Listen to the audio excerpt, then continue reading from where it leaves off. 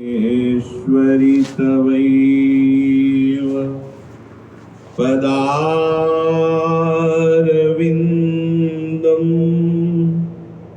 प्रेमामृतैकमकरन्द रसौघपूर्णम्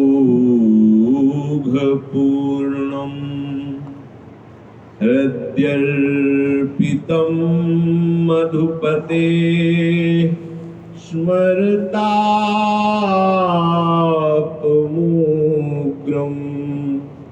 निर्वापयत् परम शीतलमाश्रयामि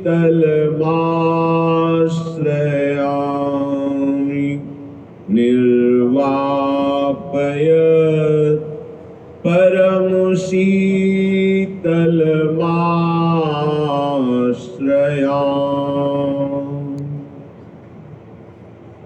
राधा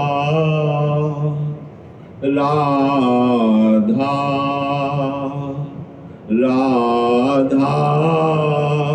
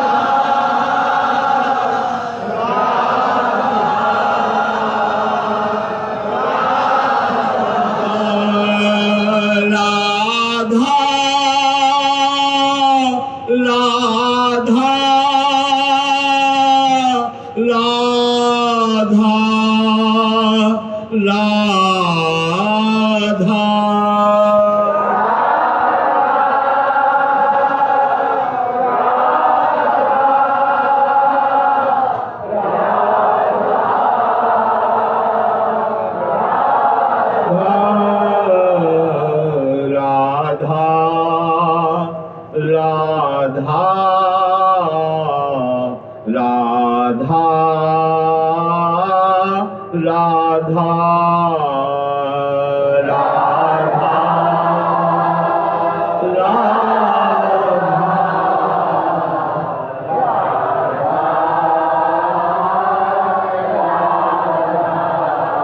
श्री राधा वल्लभ लाल की।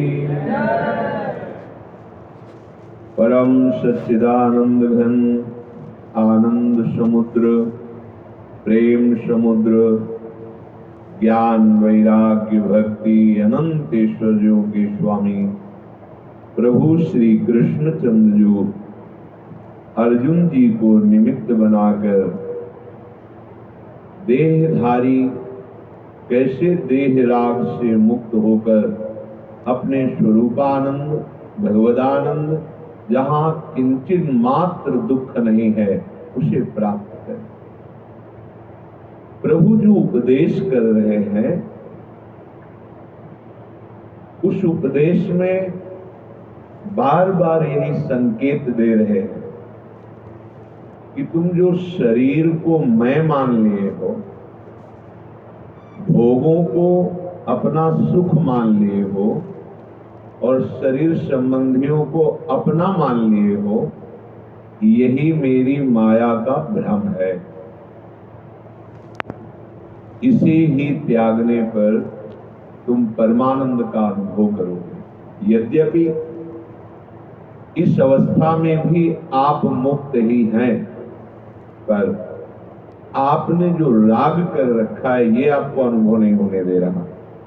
जड़ चेतन ही ग्रंथि पड़ गई, यद्यपि मृषा छूटत कठिनाई।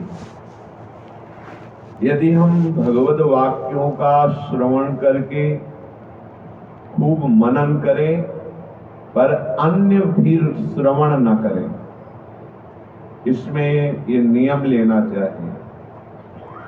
ये बात तभी रंग लाएगी जब अन्य की बात श्रवणेन्द्रिय से हृदय में जाकर मनन ना होने पाए। नहीं तो 1 घंटा क्या 1 वर्ष के सत्संग को 1 मिनट का कुसंग पानी फेर देगा, क्योंकि बहुत जन्मों का अभ्यास कुसंग का है, सत्संग का तो अभी नया नया है। इसलिए नया का रंग तभी चढ़ेगा जब कुसंग का त्याग हो। कभी कभी भक्ति का रूप लेके भी कुसंग दिखाई देता है, लगता है ये भक्त हैं, ये जो बोल रहे हैं वो हमारे हित की बात होगी। पर समझना चाहिए जिससे हरि गुरु चरण आश्रय छूटे, जिससे निरंतर भजन की वृत्ति छूटे, वो कुसंग ही है। जिससे शरीराभिमान पुष्ट हो, मैं संपत्ति का स्वामी हूं, मेरा इतना वैभव है, मैं समर्थ हूं, ऐसी भावना पुष्ट हो, उसे कुसंग ही कहते हैं। प्रभु ने कहा कि जो सांसारिक जाल और शास्त्रीय जाल, इन दोनों से अपनी बुद्धि को बचा के एकमात्र प्रभु में लगा देता है, उसकी बुद्धि निश्चल हो जाती है, अटल हो जाती है, अचल हो जाती है। उसे ही स्थित प्रज्ञ कहते हैं। वही स्थिति को प्राप्त हुआ महापुरुष कहते हैं। अर्जुन जी ने प्रश्न किया कि प्रभु जो स्थित प्रज्ञ होता है वो किन लक्षणों से जाना जाता है? वो कैसे बोलता है, वो कैसे बैठता है, वो कैसे चलता है और उसका व्यवहार कैसे होता है? प्रभु प्रजहाति यदा कामान सर्वान् पार्थ मनोगतान् आत्मन्येवात्मना तुष्टः स्थित प्रज्ञस्तदोच्यते। श्री भगवान बोले, हे अर्जुन, हे प्रथानंदन, जिस काल में साधक मन में आने जाने वाली समस्त कामनाओं का त्याग कर देता है, भली भांति त्याग कर देता है, किंचित मात्र कोई कामना नहीं। यह शरीर को लेकर कभी ऐसा नहीं हो सकता, भोग और ऐश्वर्य को लेकर कभी ऐसा नहीं हो सकता कि मेरे पास इतने पदार्थ, इतना रुपया, इतनी वस्तु हो जाए कि मेरे अंदर अब कोई चाह ही न रह जाए। ऐसा नहीं हो सकता। चाहे वो लोक लोकांतरों का लोकपाल या स्वामी क्यों न बन जाए, पर उसकी कामनाएं शांत नहीं हो सकती। कि हमारे पास यदि इतना वैभव होता, अमुक संख्या में धनराशि होती, अमुक अमुक व्यवस्थाएं होती, तो मेरी कामनाएं शांत हो जाएंगी। इसे मूढ़ता कहते हैं, इसे विवेक नहीं कहते। कामनाओं के शांत होने का उपाय एक ही है, जिन सुख बिंदुओं की खोज कर रहा हूं वो सुख सिंधु मिल जाए, बस फिर कोई कामना नहीं रह जाती। अभी केवट ने प्रभु के चरणों को रखकर केवल पखारा है, ऐसा कुछ मिल गया, अति आनंद उमग अनुराधा।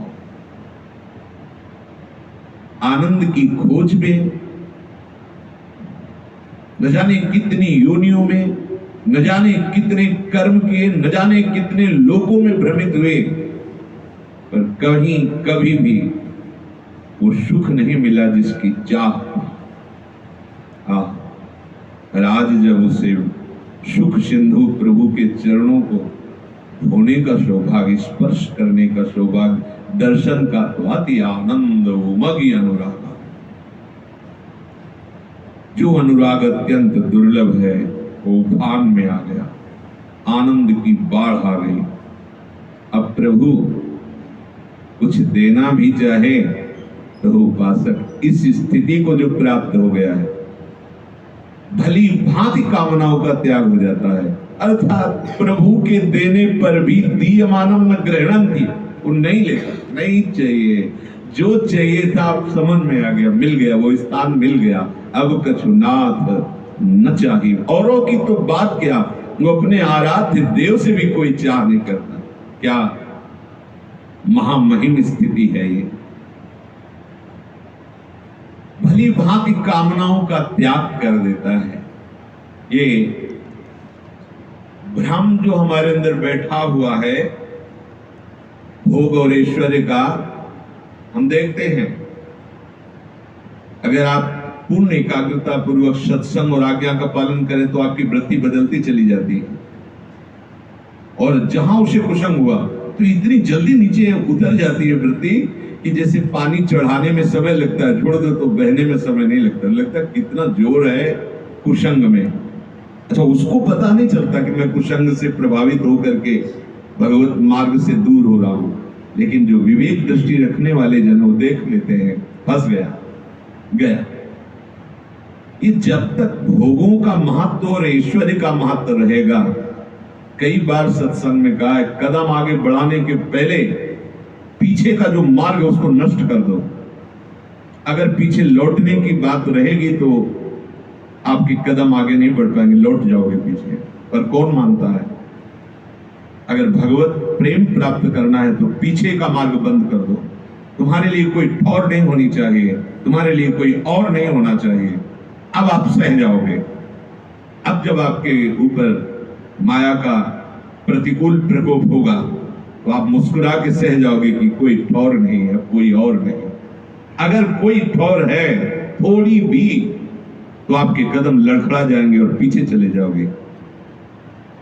अर्जयित्वा खिलानर्थान भोगानाप्नोति पुष्कलान नहि सर्व परित्याग मंतरेण सुखी भवेत्। कोई जगत के समस्त भोग पदार्थ एकत्रित कर ले, उपार्जन कर ले अधिक से अधिक ऐश्वर्य एकत्रित कर ले, खूब भोगों को भोगे, परंतु कभी सुखी नहीं हो सकता, कभी सुखी नहीं हो सकता।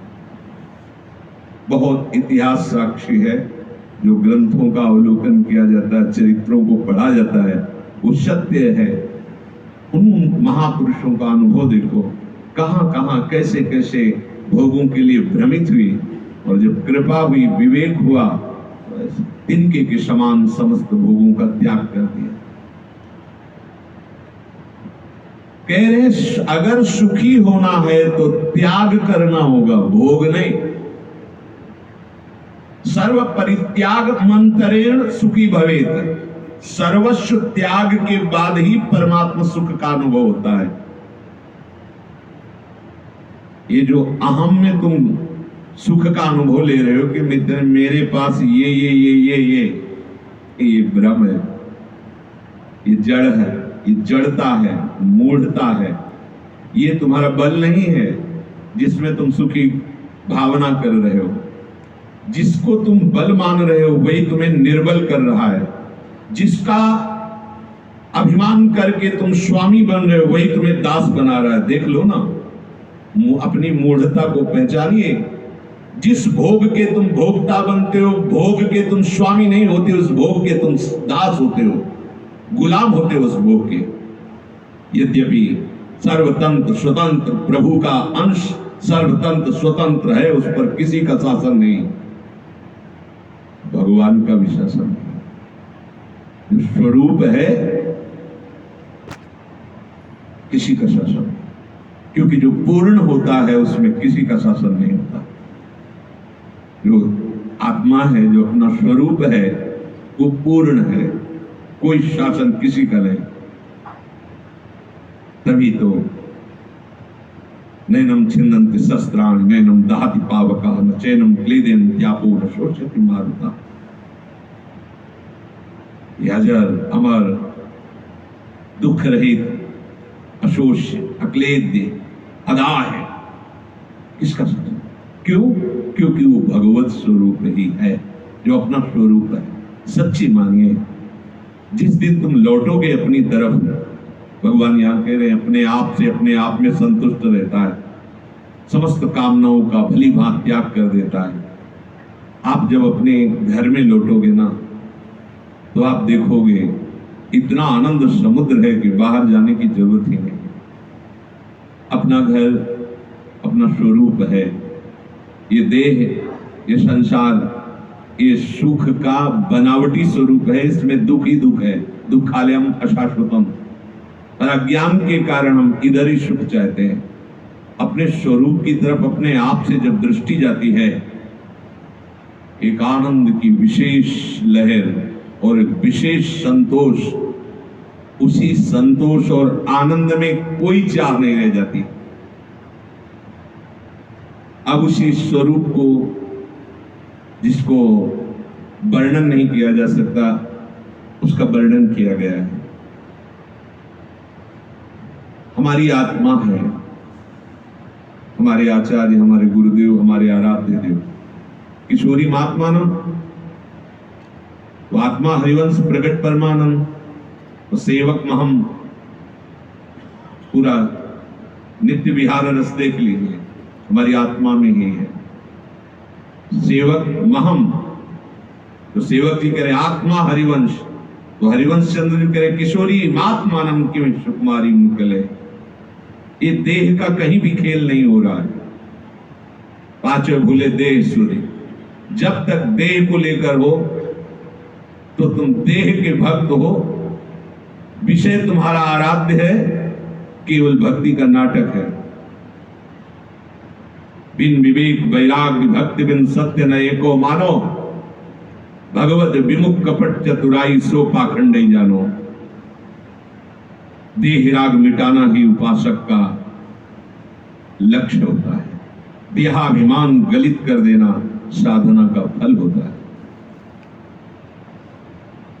जिनकी मति में बैठ गया है कि मैं रुपयों का स्वामी हूं, मैं भोगों का भोगता हूं, गंध भी नहीं पा सकते भगवत मार्ग की, चाहे जो भेष रखे, चाहे जिस देश में जाएं। हमारी आंख बंद होती है तो ऐसा लगता है अंधेरा छा गया, लेकिन सूर्य में कोई फर्क नहीं पड़ता।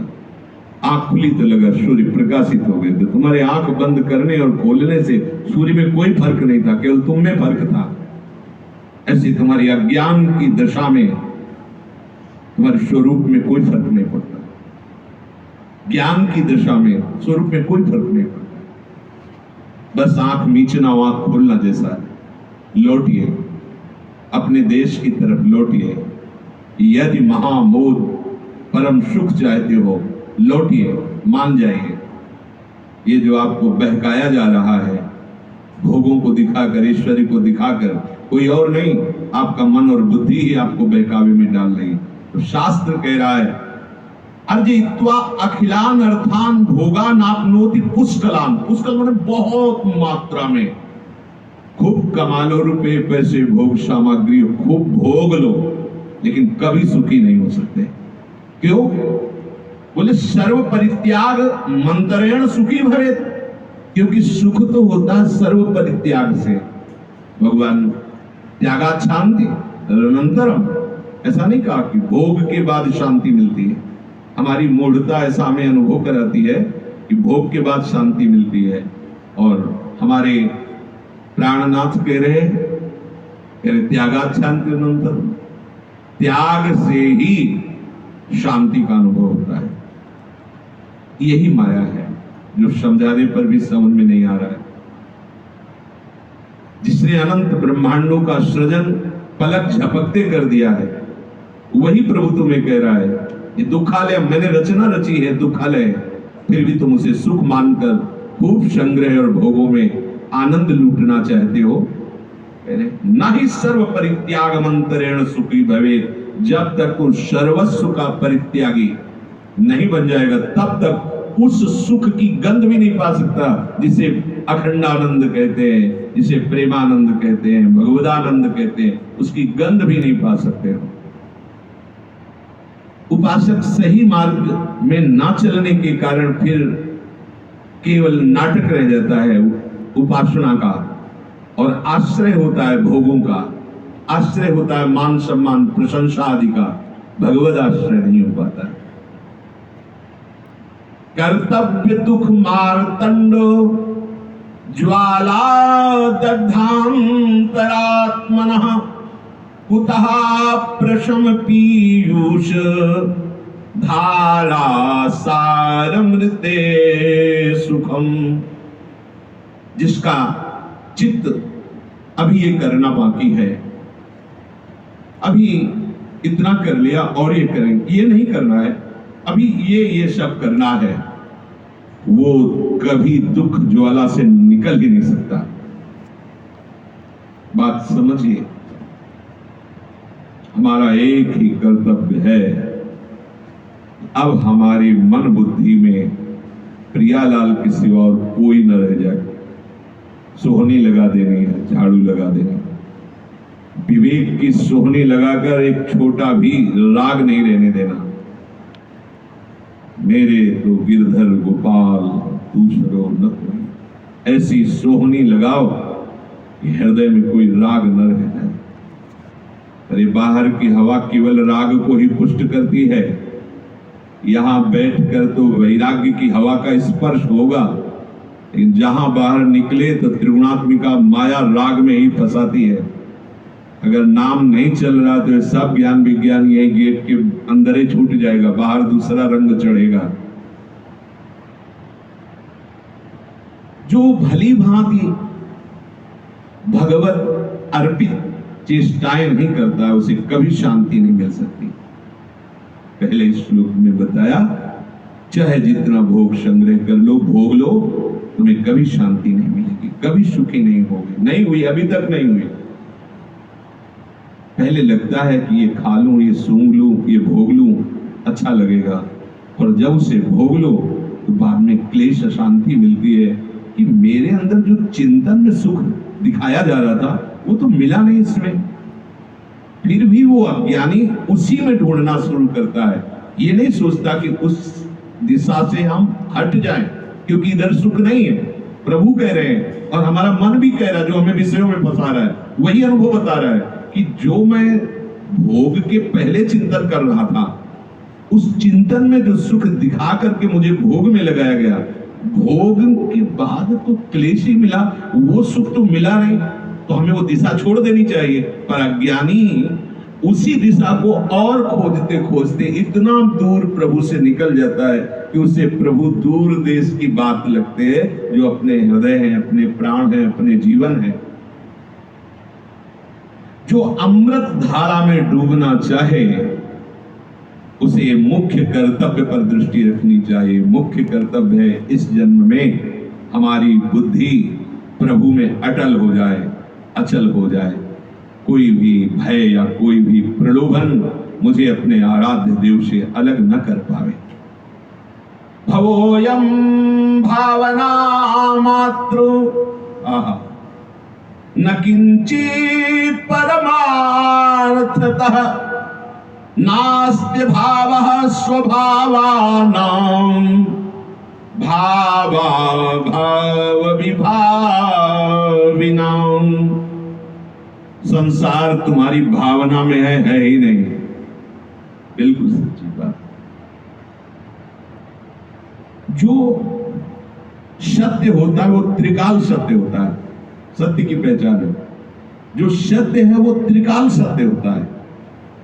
तो जब हम जग रहे थे तो हमें संसार सत्य नजर आ रहा था, लेकिन जब हम स्वप्न में गए तो इसका अस्तित्व ही नहीं था, एक नया संसार था।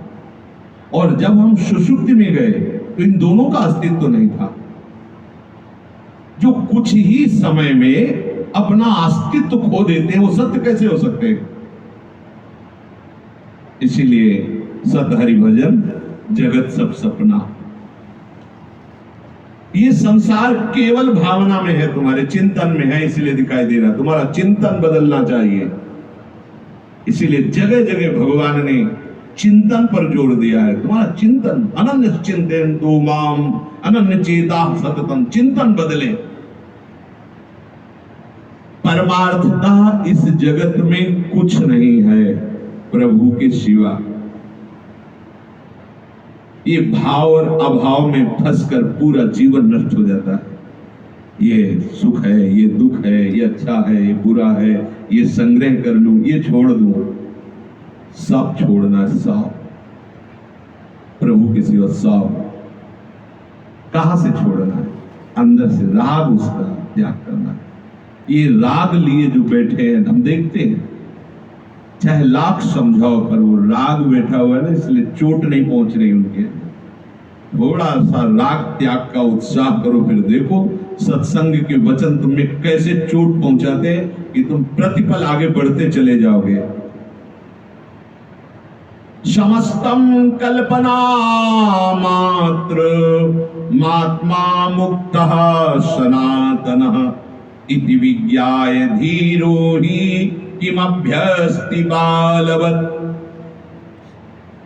ये जो तुम सत्य मान रहे हो कि मेरा परिवार, मेरा धन, मैं इतना संपत्ति का स्वामी, मैं इतना भोगों, कैसे निकृष्ट भोगों में तुम्हारी सुख बुद्धि हो रही है। बड़ा विचित्र माया का खेल है, बड़ा विचित्र। कैसे उसको समझावे? जिस आनंद की हम खोज कर रहे हैं वो आनंद इस दिशा में नहीं है, और उसी दिशा में इतना गंदा उतर के खोज कर रहा है। कैसे उसका वर्णन करें? कितना गंदा, और अपने को सुखी समझ रहा है। ईश्वरी भोग संग्रह करके दो शरीरों का एक जगह उपस्थित हो जाना, या दो माने हुए इंद्रियजन्य भोगों का उपस्थित हो जाना, वो परमानंद समझ रहा है। भ्रम है। समस्तम कल्पना मात्र, ये विज्ञानानंद घन में डूबे हुए महर्षियों के वचन है। ये तुम्हारी केवल कल्पना है कि सुख है, कल्पना है।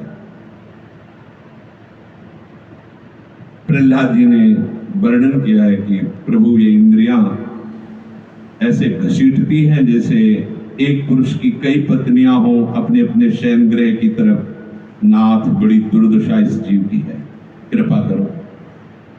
जैसे दाद खुजलाने पर थोड़ा सा अच्छा लगता है। ऐसे ही इंद्रियजन्य भोगों में फंसा हुआ जीव अपनी दुर्गति कर रहा है। कैसे? इसमें कौन सा द्वार है जिसमें सुख है? बलिहारी है माया की। ऐसा आकर्षण प्रकट किए हुए मल मूत्र के द्वार को परमानंद प्रभु का त्याग करके सुख मान रहा है। कैसी विलक्षण माया है। ज्ञान विज्ञान की बातें होंगी लेकिन विश्राम वहीं लगेगा, मल द्वार में, मूत्र द्वार में, मल मूत्र बनाने वाले इस ढांचे में। ये सब कुछ चुभेगा। हम चाहते हैं चुभे, तुम्हारे मन में चोट पहुंचे। शास्त्रों में वर्णन है कि जैसे एक कुत्ता हड्डी को लेकर के जाता है दूसरे कुत्ते से बचाते हुए कि कहीं रस छीन न ले, और सूखी हड्डी को जो चबाता है उसके गल पर से खून निकलता, समझता बड़ा सुख है। वो समझता मैं बहुत पुष्ट हो रहा हूं, मैं बड़ा सुखी हो रहा हूं। क्या है उसमें हड्डी में? ऐसे ही हम मांस पेशियों के, इंद्रियों के, भोगों के सुख को सुख मानकर जो अवसर मिला है इससे मुक्त होने का, सच्चिदानंद प्रभु के उस रस में निमग्न होने का, जहां बड़े बड़े महापुरुष पहुंचे तो बोले पायो परम विश्राम, ओ अब कृत्य भयो में आनंदित। हम उसे सुख मान, कैसा निकृष्ट जीवन, और ऊपर से बहुत हम अपने को धनी मानी, बड़ा ज्ञान वैराग्य उछाड़ते हैं। बहुत इस स्थिति कहां है? प्रभु कह रहे हैं स्थित प्रज्ञ वही है जो सर्व कामनाओं का त्याग कर देता है। कम से कम आप इतने सौभाग्यशाली हैं कि सत्संग सुनने में तो रुचि है, नहीं तो माया सत्संग सुनने भी नहीं देती। तो अब चूको मत। अब एक बार मन और बुद्धि के खिलाफ खड़े हो जाओ। देखो, शास्त्र, संत, सदगुरुदेव और भगवान एक ही स्वरूप है। शास्त्र में जो लिखा है अगर आप सिद्धांत से चलोगे तो समझ में आएगा, नहीं बिल्कुल समझ में नहीं आएगा। ये दिव्य है। संत जो बोल रहे हैं उनकी बात मान लो तो परमार्थ का मार्ग खुल जाएगा, नहीं बिल्कुल नहीं खुलेगा। घूम घूम के उसी में भूल भुलैया में जाओगे। और सदगुरुदेव जो आज्ञा करते उस पर कभी भी अनुमति मत लीजिए। आज्ञा में अनुमति की गुंजाइश नहीं होती है कि आपने कहा कि इतने बजे उठना है, तो अगर इतने बजे उठे तो चलेगा, और अगर वो हाँ कहने शुरू कर दिए तो आप गिर गए। ध्यान रखना, आज्ञा के बाद कोई अनुमति की गुंजाइश नहीं होती। और बड़ा चतुर है मायाकृत अंतःकरण, वो गुरुदेव से। अब तो शरीर की अवस्था नहीं कि हम 4 बजे उठ पावे, और जब अवस्था थी तब मति नहीं थी उठने की, क्योंकि भोगों में रती थी। और सत्संग का सार यही तो है कि राधा राधा रटना है, तो रट लेते अभी तक। ये मन बुद्धि धोखेबाज तुम्हें फिर धोखा दे रहे, फिर तुम्हारा पतन होगा, क्योंकि वो तुम्हें ऐसे संस्कारों से पहले बांधे हुए है। आप एक बात अच्छे से समझ लीजिए, ये जो हम हृदय की पीड़ा भरी बात कह रहे हैं, अभी आपकी वो शरणागति नहीं हुई जो आपके अनंत जन्मों के संचित कर्म को भस्म कर दे, क्रियाओं को निष्फल कर दे, और प्रारब्ध को निष्प्रभावित कर दे, और भगवत प्राप्ति करा दे। आगे बढ़ो, वो रेखा पार होनी पड़ेगी। जहां दुखालय समाप्त होता है वहां से शरणागति की पुष्टता होती है। अभी तो दुखालय में फंसेगा। ये देह के भोग, देह के संबंधी माना हुआ ऐश्वर्य संपत्ति, ये दुख है। दुख असली बात समझ लीजिए। व्यवहार में तो सब वैसे ही बदता होता है, लेकिन एक निर्लिप्त है और एक लिप्त है। वो बाहर से नहीं दिखाई देगा। ऐसा नहीं कि बाहर से दिगंबर है तो निर्लिप्त है, नहीं, वो आंतरिक स्थिति होती है। यहां स्थित प्रज्ञ की बात कर रहे हैं। सर्व कामान, समस्त कामना प्रजाति त्याग कर दिया है। कोई ऐसी वस्तु मिल गई है जिसके मिलने के बाद अब कोई जरूरत नहीं रहती। मान जाओ, अभी वो शरणागति नहीं आई है जो कटे कर्म बंधन संसारी, पड़े हैं तो पड़े हैं, खड़े हैं तो खड़े हैं, जैसी स्थिति है ठाड़े बैठे परे उताना, कबीर कायम राय ठिकाना नहीं है। स्वीकार करो हृदय में और आगे बढ़ो। केवल ये दान पुण्य का मार्ग नहीं है, चंद रुपए हम तुम्हें दान कर देंगे, तुम्हें चंद वस्तुएं दान कर देंगे, हमारा कल्याण कर दोगे, ऐसा हो तो ये बड़े बड़े लोकपाल जो है भगवान को खरीद लेंगे। नहीं, कितना दान करोगे? अरे 4 लाख योजन का एक पहाड़ है, हम तो आश्चर्य मानते हैं, स्वर्ण का पहाड़ 4 लाख योजन, क्या दान करोगे उनको? ऐसे किया तो अनंत ब्रह्मांड रच गए, किस दान से तुम उनको प्रभावित कर लोगे? हाँ, एक ही दान है, अपने आप को दे देना बस। और हो नहीं के ये कोई दान नहीं है, पर अगर दान शब्द से कहा जाए तो अपने आप का तुम दान कर दो तो अपने आप का दान कर देंगे, क्योंकि महादानी बस हो गया। यही है तन्मया, यही है अभेद स्थिति। सेवक स्वामी भाव होते हुए भी अभेद स्थिति, अभेद होते हुए भी भेद स्थिति। भक्ति का बड़ा अद्भुत रस है, क्योंकि गुरु कृपा से ज्ञान मार्ग को भी देखा है। जब तक आप इस बात को नहीं स्वीकार करते हैं और कामनाओं में बहते रहते हैं, तब तक आपको अनुभव ही नहीं होगा परमानंद किसे कहते हैं। इसीलिए जो ये बात सत्संग से सुनकर निश्चय कर चुका है कि कामनाओं में सुख नहीं है, तो हम कामनाएं क्यों करें? अगर ऐसा निश्चय न करो तो तुम दुख की कामना करते हो क्या? तुम्हें दुख भरपूर मिलता है ना, तो ऐसे सुख भी घेर लेगा जो प्रारब्ध में है, तुम्हें उसके लिए कामना करने की जरूरत नहीं है। और कामना से ही सब होता तो पूरा विश्व कामना कर रहा है, वो सुखी हो जाता। कौन है ऐसा जो कामना नहीं कर रहा? वो भगवत अनुरागी ही होगा, दूसरा नहीं। तो कोई भी दुख जैसे नहीं चाहता, ऐसे तुम्हें बिना चाहे सुख भी प्राप्त होगा। जो शारीरिक परिस्थितियां हैं सुख की, वो स्वाभाविक आ जाएंगी। तुम चाह क्यों करते हो? तुम चाह करो प्रभु की प्राप्ति की। स्वामी जी महाराज कह रहे, अन मांगे आगे आवे गो, जीव पल लागे पल को। बिना किसी इच्छा के जैसे हमारी पलकें चलती रहती है, ऐसे ही ये ईश्वर, ये भोग सामग्री जो प्रारब्ध में है, जो प्रभु ने निश्चित, वो आ जाएगी। आप निर्लिप्त रहिए, आप आशा मत रखिए, आप कामना मत करिए, तभी आपकी बुद्धि प्रभु में स्थित होगी। और जो सिद्ध हो गया है उसके अंदर कोई कामना होती ही नहीं। कामनाओं का सर्वथा त्याग किए भी आप जो भी कामनाएं करते हैं, आप उसके मूल में देखिए आपका शरीर भाव है कि नहीं। देख लीजिए, कोई भी कामना उठा के देख लीजिए। अगर अपमान हुआ तो आप कहां हो? शरीर राग में हो। हमें ये चाहिए तो कहां हो? शरीर राग में हो। बातें ज्ञान वैराग्य की करो और चाह हो तुम्हारे अंदर, तो अभी ज्ञान वैराग्य को समझा नहीं, केवल बातें। आजकल बातें बहुत अच्छी लगती हैं और बातें बहुत की जाती हैं, लेकिन उसको स्थिति में उतारना बड़ा कठिन होता है। संसार में जितनी तुम्हारी बुद्धि फैल गई है, उसे एक झटके में हटाओ, पूरा का पूरा ऐसे हटाओ। विवेक के द्वारा विचार करके देखो, आज तक कौन मेरे साथ रहा है? बहुत से माता पिता हुए, बहुत से भाई बंधु हुए, बहुत से रिश्ते नाते हुए, कोई नहीं रहा ना। एक बार इनको मित्र बना लो, एक बार इन प्रभु को अपना स्वामी बना लो, एक बार इन प्रभु को अपना जो चाहो बना लो, एक बार। तो आपको संसार से बुद्धि हटाने, क्योंकि ये बिना सहारे के नहीं रह सकता।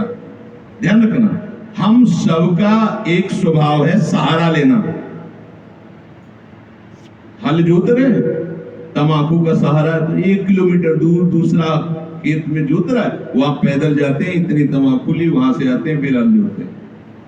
छोटे छोटे विषयों का सहारा, छोटी छोटी वृत्तियों का सहारा, छोटे छोटे भोगों का सहारा, व्यक्तियों का सहारा कब तक लेते रहोगे?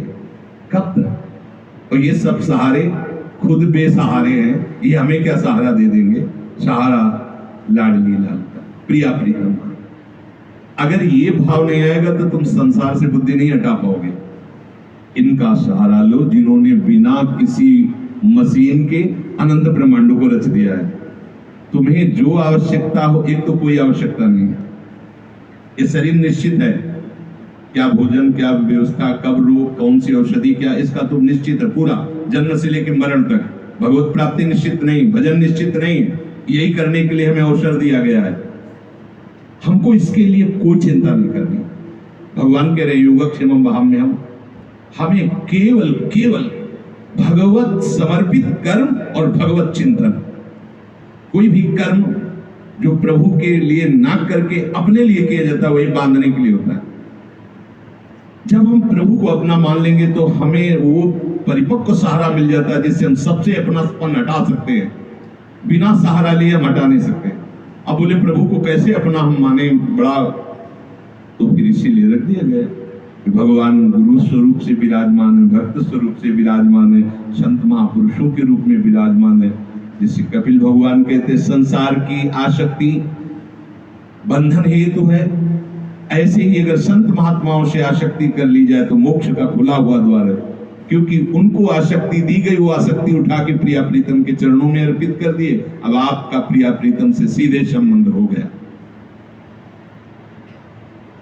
जो साधक कामनाओं का त्याग करता है वही इस मार्ग में आगे बढ़ता है, और वही कामनाओं का त्यागी ही सिद्ध पुरुष कहा जाता है। स्थित प्रज्ञ, स्थित प्रज्ञ, प्रभु में अचल बुद्धि, कुछ भी हो, सुख दुख लाभ हानि, अब बुद्धि विचलित होने वाली नहीं है।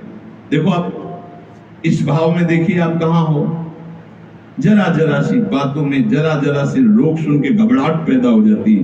क्यों? क्योंकि जिसका सहारा लिया है वो हटने वाला है। शरीर का सहारा लिया, व्यक्तियों का सहारा लिया, भोगों का सहारा लिया, औषधि का सहारा लिया। सहारा एक प्रभु का, एकमात्र प्रभु का। अब वो बोलता कैसे? जो सिद्ध पुरुष होता है वो बोलता कैसे? स्थित प्रज्ञ कैसे बोलता है, कैसे चलता है, कैसे व्यवहार करता है, कैसे बैठता है?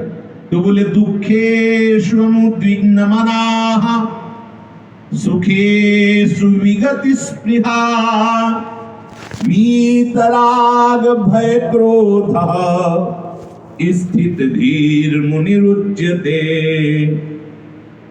बात थी बोलने की। बोलना होता है भाव से। जैसे बहुत गाली दे रहे हैं, गुस्सा हो रहे हैं, तो क्रोध भाव है इस समय, तब बोल रहे हैं।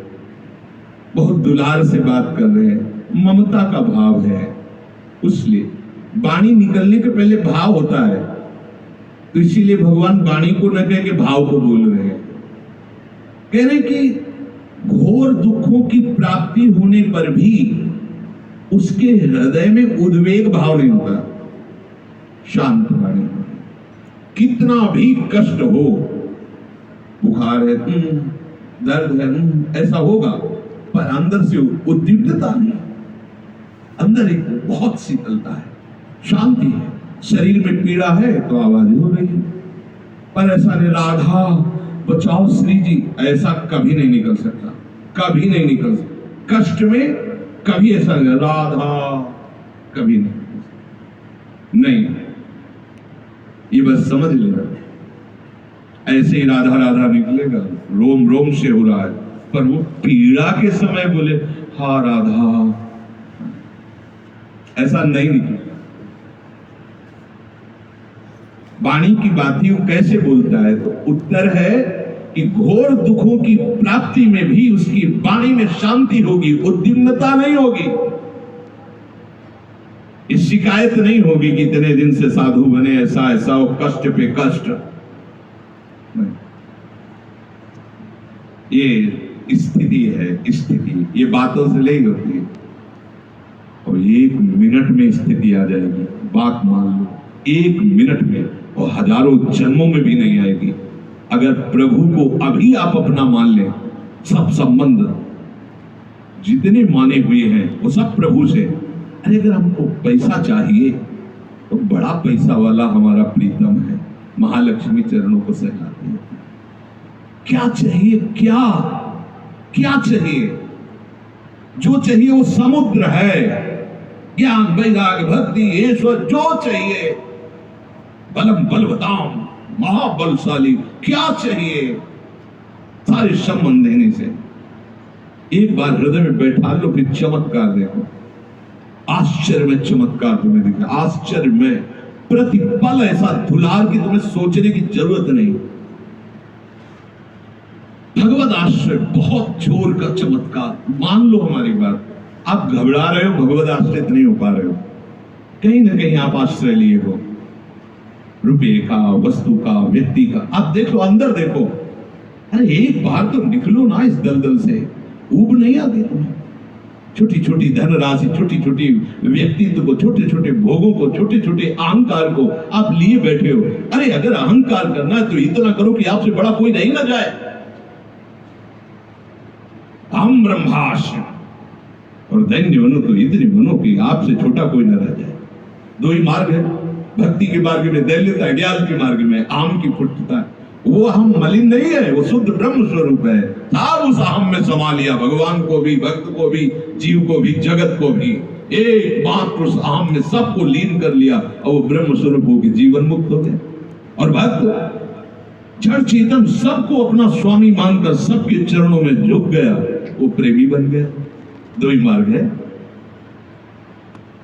दुखों की प्राप्ति होने पर जिसके मन में उद्वेग नहीं होता, उद्वेग भरे वचन जानते हो, जो दूसरों को जलाते हैं, कष्ट देते हैं, दुख देते हैं, क्यों? क्योंकि उद्विग्न है वो अंदर से। वो वचन तो तब निकलते हैं जब भाव होता है ना, जैसे भाव होते हैं वैसे वचन निकलते हैं। और सुखेशु विगत स्पृहा, चाहे जितना बड़ा सुख आ जाए, कभी घमंड नहीं आएगा, कभी हर्षित नहीं होगा।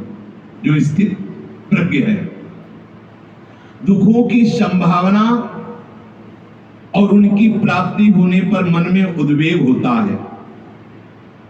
मैंने तो ऐसा नहीं सोचा था, मैंने तो सोचा था ये लाभ हो जाएगा, लेकिन ये लाभ नहीं हुआ, बहुत परेशानी है अंदर से। अब वो जो बोलेगा कड़वा बोलेगा, दूसरों को दुख देने वाली बात निकलेगी। उसके कर्तव्य कर्म करने में बाधा लग गई, लोग निंदा करने लगे, अपमान हो गया, सोचा था ऐसा हो गया वैसा, नाना प्रकार की प्रतिकूलताएं, तो मन में भारी उद्वेग, अशांति हो जाती। कब? जब सहारा नहीं होता उनका, तब। अर्थात बुद्धि उनमें नहीं है, इसलिए ऐसा हो जाता है। तो ये जो स्थित प्रज्ञ होता है, कुछ नहीं, भारी से भारी दुख। किस में आएगा दुख? शरीर में और मन में। और आप इन दोनों के दृष्टा हैं, आपको दुख छू भी नहीं सका और आप आनंद समुद्र में अपनी बुद्धि स्थापित की, कुछ नहीं फर्क पड़ता। अब ये समझने के लिए जब तक बुद्धि प्रभु में नहीं लगाओगे तब तक तुम्हारी बातें समझ में नहीं आएगी। जो स्थित प्रज्ञ है, अर्थात जिसकी बुद्धि प्रभु में अचल हो गई, बड़े से बड़े दुख में भी उसके मन में उद्वेग नहीं होता, उसकी वाणी उद्वेग रहित होती है, उसकी वाणी में कठोरता और दुख देने वाली ये सब नहीं होती है। जो भगवत प्राप्त महापुरुष है, उद्वेग होना, हृदय में हलचल होना, ये भक्त के हृदय में नहीं होता। भक्त वही जो प्रभु को अर्पित कर दिया। कैसे? जैसे सारी संपत्ति नष्ट हो गई, अब उसके हृदय में हलचल होनी चाहिए। वो इसलिए हलचल नहीं होती कि कितनी थी संपत्ति। अरे अनंत ब्रह्मांडों में जितना भाई बहुत तो पलक झपकते रच दिया है, जरूरत होगी तो सेकंड से कम हिस्से में आ जाएगी। अगर उनको परिवार का कोई पधार गया तो विवेक है कि आने जाने वाला देश है, यहाँ कोई टिकता है नहीं, सबको जाना ठीक है, इतने समय तक उसके हृदय में उद्वेग नहीं होगा। या अपना शरीर अंग भंग हो गया या कोई रोग हो, पता जाना है, उद्वेग नहीं होगा, क्योंकि उसकी बुद्धि प्रभु में लगी हुई है। उद्वेग कब होता है? जब हमारी बुद्धि शरीर में, भोगों में, व्यक्तियों में लगी होती है। हमें हर्ष कब होता है? सुख की प्राप्ति में हर्ष कब होता है? जब हमारी बुद्धि प्रभु में नहीं होती। हाँ, जैसे अरब खरब रुपए आपके पास हो, एक 10 का नोट आपको दिया जाए तो आपको हर्ष होगा क्या? एक अगर आप लेंगे भी तो सामने वाले की संतुष्टता के लिए उपेक्षा पूर्वक। आपसे पूछा आपको 10 रुपया मिले, हंस के कहते कोई खास बात नहीं है। क्यों? क्योंकि उसके पास बहुत है, ऐसे 10-10 रुपया मिलाया जाए तो बहुत अरबों। हमारे पास रुपया बनाने की फैक्ट्री हो और वो अरबों खत्म हो जाए, कोई फर्क पड़ेगा क्या? नहीं पड़ेगा ना। बस ऐसे ही सबके मूल श्री हरि है और हमारे वो प्रीतम है। अब चाहे सब नष्ट हो जाए तो मुझे फर्क नहीं पड़ता और चाहे सब आ जाए तो मुझे फर्क नहीं पड़ता, क्योंकि उनके सामने सब 10 का नोट, अनंत ब्रह्मांडों का वैभव उनके सामने क्या है? प्रीतम, जिन्होंने एक क्षण में सब रच दिया है, वो हमारे प्रीतम, हमारे प्यारे हैं, हमारे जीवन धन है। इसीलिए उसको अधिक से अधिक नुकसान होने पर भी कोई शोक नहीं होता और अधिक से अधिक लाभ होने पर कोई हर्ष नहीं होता। ऐसे समझो सहज भाषा में, क्योंकि उसने ऐसी वस्तु पाली है जहां हर्ष शोक की गुंजाइश ही नहीं है। बीतराग भय क्रोधा, ये सुखों की जब तक चाह होती, इसे स्पृहा कहते हैं, सुखों की चाह। मैं सुख देखूं, मैं सुख भोगूं, मेरे पास सुख बना रहे, बढ़िया है चाह, निषेध नहीं, बढ़िया, पर है कहां? मैं सुख को देखूं तो ये सुख राशि है प्रिया प्रीतम, सुख मेरे समीप रहे, ये मेरे प्रिया प्रीतम समीप रहे। मैं सुख को भोगूं, उनका नाम, उनका रूप, उनकी लीला, उनका गुणगान, इसके चिंतन में रहना, मानो सुख का वो रमण हो रहा है जिसे भगवान कह रहे हैं। तुष्यन्ति च रमन्ति च, नाम में डूबो, रूप का चिंतन करो, लीला का गायन करो, देखो सुख में डूबोगे। ये जो लौकिक सुखों की स्पृहा है, ये तुम्हारे लिए दुख और सुख देने वाली है। जरा सा नुकसान हुआ, हानि हो गई। कोई व्यक्ति जो हमारा लाभ का कारण बन रहा था वो हट गया, वो उदास हो गया, अब क्या होगा, कैसे चलेगा? गलती तुम्हारी, तुमने व्यक्ति का सहारा लिया, नहीं, प्रभु का सहारा। उसने तो अनंत ब्रह्मांडों को रचा है, इसके जैसे लाखों भेज देंगे जब जरूरत होगी। उनको जरूरत है, हमें तो उनकी जरूरत है, हमें व्यक्ति की जरूरत नहीं, हमें वस्तु की जरूरत नहीं। अगर उनको ऐसा है कि इस व्यक्ति वस्तु स्थान के द्वारा हमारा सेवन हो तो सब व्यवस्था करें। बिल्कुल निर्भर प्रेम मगन हनुमान, निर्भरता, पूरी निर्भरता। संसार के पदार्थों का मन पर जो एक सुखद रंग चढ़ता है उसे राग कहते हैं। पदार्थों में राग है तो निश्चित समझो पदार्थ नष्ट होंगे, तुम्हें शोकित होना पड़ेगा। व्यक्ति में राग है तो व्यक्ति का संबंध विच्छेद होगा, आपको रोना पड़ेगा।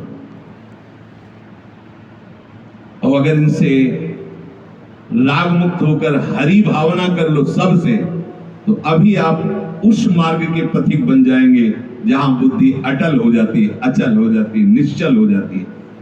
बुद्धि का प्रभु में अटल होने का भाव ऐसा कहा है, बट विश्वास अचल निज धर्मा। बरगद के पेड़ की उपमा दी, बट उसी को कहते हैं। तो वो बट की खास बात क्या है कि जैसे डाल लंबी हुई तो टूट सकती है, लेकिन बीच से ही जड़ हो गई, डाल से ही जड़ होकर जमीन का, उसके टूटने की गुंजाइश नहीं रहती। ऐसे ही विश्वास प्रभु का है और वो व्यवहार में बढ़ता चला जा रहा है, तो विश्वास जगह जगह उसकी जड़ मजबूत करती चली जा रही है। हर कदम में उसे प्रभु का विश्वास होता है। इतना प्यार प्रभु कर रहे हैं, कितने कृपाल, एक एक कदम में उसे विश्वास दृढ़ होता चला जाता है। अच्छा, जो प्रभु के चरणों का आश्रय लिए होता है उसे भय नहीं होता। भय होता है जब हम जगत का आश्रय लेते हैं।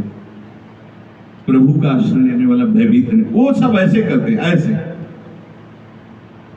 कल की घटना बताते हैं, अपने शरीर को लेके डायलिसिस के लिए गए, और ये जो होता है जिससे डायलिसिस हट गया, खून के ऐसे हवा और घबराहट का सब, ना उसको घबराहट, ना अपने को घबराहट, ना जो सेवा में थे उनको कोई घबराहट, और बस अभी ठीक है। और कैसे कहाँ डॉक्टर, पंजाब में तत्काल फोन। वो स्वाभाविक भाग क्या है, कहाँ वो साहूदी डॉक्टर कहा, चेन्नई से, वो वहां से ऐसे से ऐसा।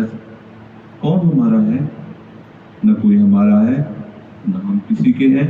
और हम लाडली के तो सारा विश्व हमारा है। शाम तक तो ऑपरेशन होकर के नया लग गया, जिस ऑपरेशन के लिए महीनों परेशानी आगरा और दुनिया का भाग, शाम तक तो सब फिट हुआ, तुम्हारे सामने प्रवचन कर रहे हैं। लगा कि कितनी कृपा, एक एक क्षण ऐसे संभाल, एक एक क्षण ऐसा दुलार। न 1 रुपया उस डॉक्टर ने आने वाले ने लिया, न 1 रुपया उन्होंने लिया। ये कौन कर रहा है? ये कौन इतना प्यार कर रहा है? अपनी तरफ देखो, ये इंजेक्शन लगा दीजिए, नहीं इंफेक्शन हो सकता है, ये कौन कर रहा है? क्यों ऐसा क्यों हो रहा है? क्योंकि सहारा ये है। तो इनका पूरा विश्व है ना, हमारा कोई परिचय किसी से नहीं है, और इनके सब है ना। कैसी व्यवस्था इनकी, हम यही कहते हैं बार बार, आप इनका सहारा लेके तो देखिए। पर इनका सहारा तभी माना जाएगा जब और सहारा नहीं है। अगर और सहारा है तो ये सहारा प्रकाशित नहीं होगा पक्का। जब केवल इनका सहारा, हम आश्चर्य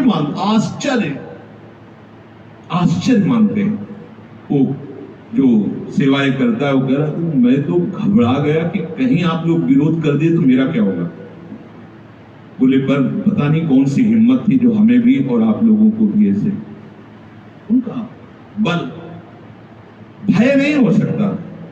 अच्छा मान लो जाना है तो अपने प्रीतम के पास ही तो जाना है। वो कह रहे थे ये जिस नली में लगा हुआ है 30 सेकंड में पूरे शरीर का खून बाहर हो जाता है। 30 सेकंड, इतनी मोटी नली हो, दिल का सब बाहर, क्या फर्क पड़ता है? जाना तो है ना, एक दिन तो जाना है ना। वो दिन, वो घड़ी निश्चित है ना। कहाँ जाना है? अपने प्रीतम का। तो भय क्यों करना? जाने में, प्रीतम से मिलने में प्यार होता है, भय होता है। अब इसको प्रीतम माना है, ऐसे प्रीतम माना है, तो फिर भय आ जाएगा, अरे मरना पड़ेगा, भय आ जाएगा। बड़े से बड़े विघ्न में भी उसको भय नहीं होता, क्योंकि अरे कैसे तुम्हें बताएं, अंदर से बाहर से सब दुलार ही दुलार नजर आता है, प्यार ही प्यार नजर। एक बार तो क्रॉस करो ना, अपनापन जहां जहां फैला है हटा के देखो, एक बार क्रॉस करो, देखो कितना कृपालु है, प्रतिपल तुम्हें दुलार दिखाए। आश्चर्य, वो उस समय सबको सुनने में आश्चर्य नहीं लगेगा, अपने को लगता है कि कैसे हो रहा है। अपने तो कहीं कुछ लगे, किसी से हमारा कोई संबंध नहीं है, किसी को हम नहीं जानते, किसी को नहीं पहचानते, कैसे लाडली जो व्यवस्था करती। तो इस व्यवस्था के लिए लाडली जो क्या हमें क्या नहीं, वो तो देखते हैं कि समर्पित का कैसे पोषण हो, और इसलिए बताते हैं नहीं अभी छूट जाए इसके लिए लाडली जो से क्या कि इसकी व्यवस्था होती है तो जय लाडली जो। नहीं, सारी व्यवस्था भंग कर दो। हमने तो सिर्फ आपको अपना माना है, व्यवस्था का थोड़ी अपना है। ये तो आपका विषय है, जैसे रखो, जो प्यारो करे सोई भावे।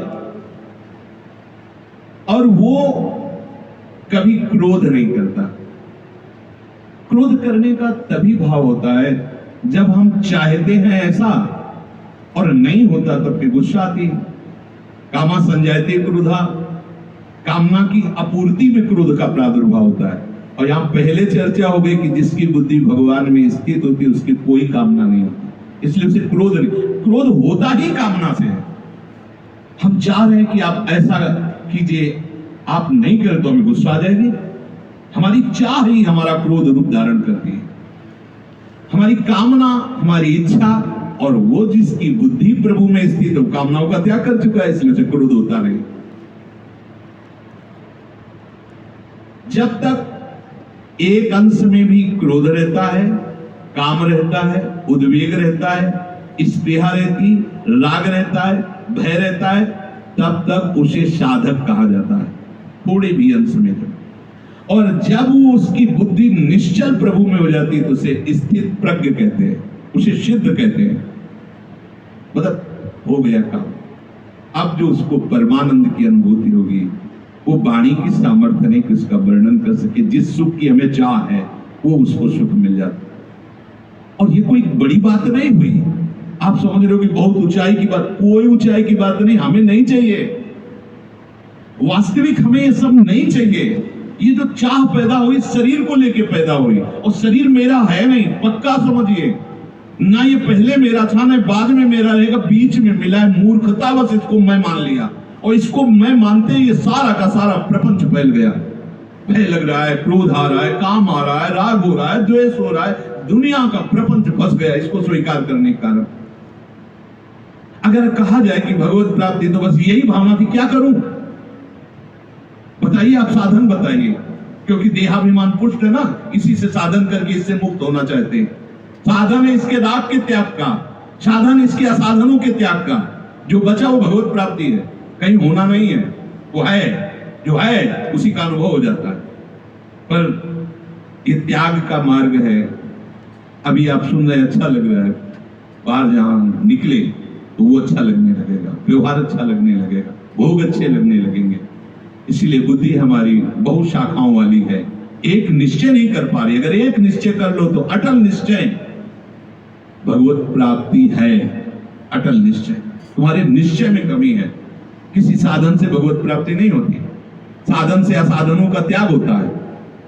साधन और असाधन दोनों का ये मूल है, इसका त्याग हो गया, सब खत्म हो गया, सिद्ध हो गया। सिद्ध का मतलब जो है उसी का अनुभव हो गया। बहुत सावधानी की जरूरत। वासना, कामना, ये तारतम्य लगा हुआ है हृदय में। देख लीजिए, जो छिपी हुई वासना है वो ऊपर राख और अंदर आग है। वासना दिखाई नहीं दे रही, ऊपर राख है और अंदर चलती हुई आग है। राख हटी तो आग जागृत हो गई। ऐसे ही बड़ी ऊंचाई तक वासना रहती है। इसीलिए साधक को पूरे जीवन सावधान रहने की आवश्यकता है। और जब वो वासना प्रियता में बदलने लगती है तो आसक्ति रूप धारण कर लेती है। और जब वही प्रियता क्रियात्मक भोग में उतरने की इच्छा, तो उसे कामना कहते हैं, उसे काम कहते हैं। और कामना पूरी होने की जो संभावना होती है उसे आशा कहते हैं। कामना पूरी होने पर जो बढ़ता है उसे लोभ कहते हैं। कामना अधिक मात्रा में भोगों से तृष्णा कहते हैं। उत्पत्ति विनाशशील भोगों की तरफ यही जाल बिछा हुआ है।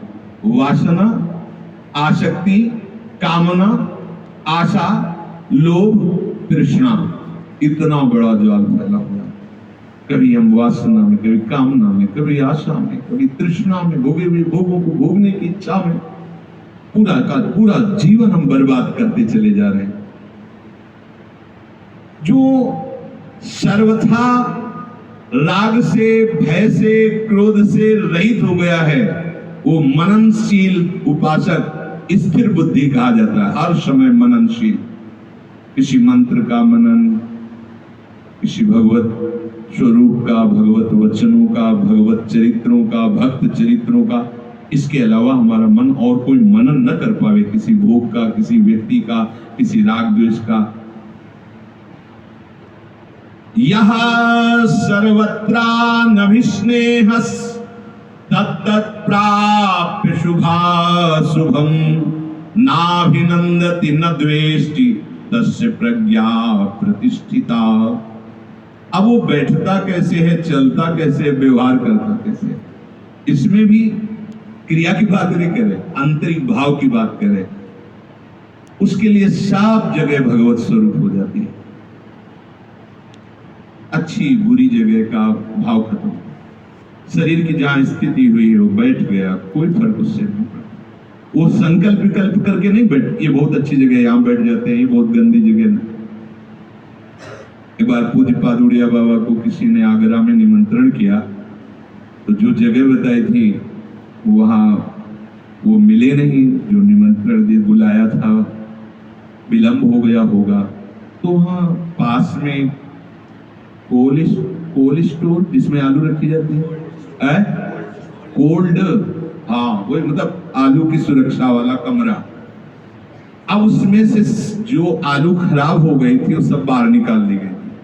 वहीं का एक आदमी है, बोले महाराज जी कैसे खड़े तुम, कैसे? बोले आओ इधर, और उसी में आसन लगा दिया। और इतनी बदबू आलू जो सड़ी हुई आलू, बाबा पद्मासन। थोड़ी देर बाद वो आ गए, वो आए तो पता लगा, बोले वहां गए स्वामी जी, तो साधु का एक बार आसन रख गया, अरे बहुत दुर्गंध। बोले नहीं अब रुकेंगे तो यही रुके, आसन लग गए, अब आसन उठेगा तो यहाँ नहीं रुकेगा। और चाहे वो दुर्गंधित स्थान या सुगंधित, चाहे पवित्र हो या फिर उनकी स्थिति परम पवित्र प्रभु में रहती है, इसलिए उनका कोई संकल्प विकल्प इस पे नहीं होता, बैठने पे चलने पे संकल्प विकल्प नहीं, सब जगह आसक्ति रहित हुआ। जो उपासक चाहे शुभ हो चाहे अशुभ हो, उनकी प्राप्ति पर ना तो प्रसन्न होता है और ना दुखी होता है। कितनी गंदी जगह बहिर्मुख दयाभिमानी भगवत स्वरूप में भगवान ने शब्द अपने मल में ही, पर उनके मल से काफी दूर तक सुगंध फैलती थी भगवत स्वरूप। देखो कैसा इसी शरीर में पाया, इसी शरीर से निकला तो घृणात्मक निकला। देखना, सूंघना, छूना इतना घृणित लगता है। जो ऐसा मशीन है, कितने सुंदर दूध, रबड़ी, हलवा, पूड़ी डालो, कितना गंदा निकला, उसको तुम मैं मान रहे हो, उसे तुम प्यार कर, और उन्हीं द्वारों से महासुख की प्राप्ति चाहते हो।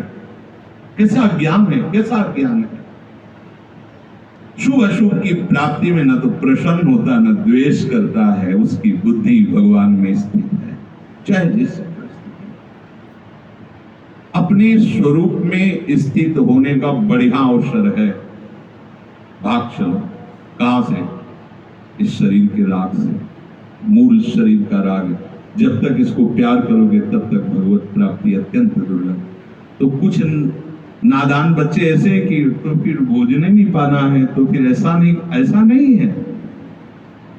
जब आप इससे प्यार नहीं करेंगे तो इसकी सही संभाल होती है। भूख लगी है, प्रारब्धवशात जो भोजन मिला है वो डाल लिया, प्यास लगी पानी, नींद लगी है युक्ताहार विहार से।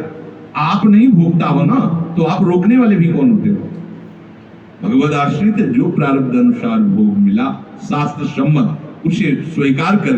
ऐसा नहीं है कि निर्विषय का मतलब होता विषय सेवन होता ही नहीं। जो विषय भगवत प्राप्ति में सहयोगी है उस विषय का सेवन मैं नहीं कर रहा हूं, इसको दे रहे हैं। इसको पानी की जरूरत है, इसको भोजन की जरूरत।